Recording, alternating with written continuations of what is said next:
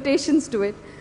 So I think the one thing that life has taught me, if I can say, is that really life is about choices. For one, it is a more empowering thought. There's always this debate whether life is about choices or is it about destiny. Well, if it is about destiny, I don't know how to test it. So the way I can actually see is that life is about choices. That every time you're on a crossroad, you have two choices.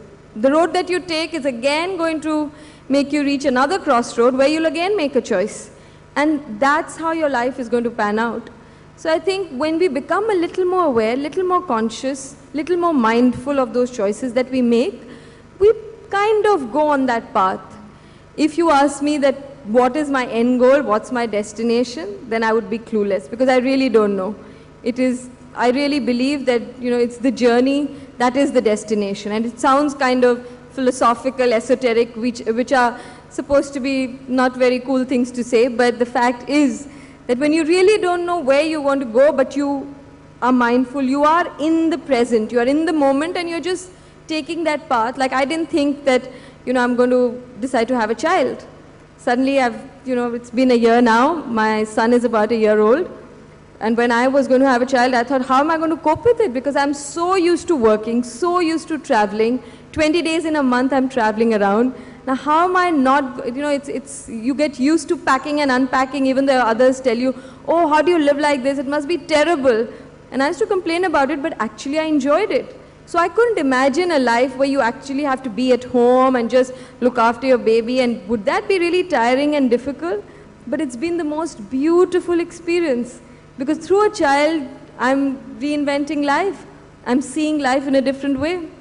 I'm realizing a sense of wonderment that a child has that we all seem to forget. How many times do we really get excited about things?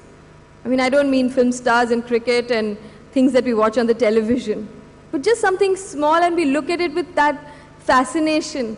To see a child look at everything with fascination, and it's really like seeing evolution. Like one day he just slammed the wood and he kind of looked at it and said, wow, that's a different sound.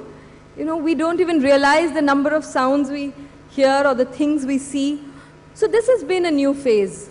Again, somebody asked me that how am I going to balance, one of your students, my work and my motherhood?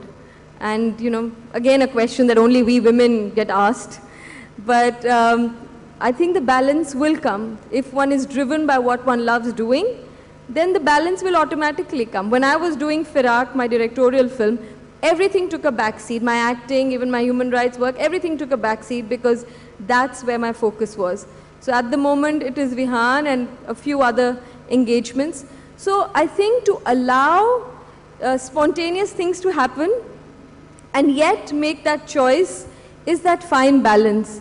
And that's an instinct one develops. How does one develop an instinct? What is an instinct? When we say that I have a gut feeling. What is that gut feeling? I've often wondered about it, and I think even the instinct is something one has to groom.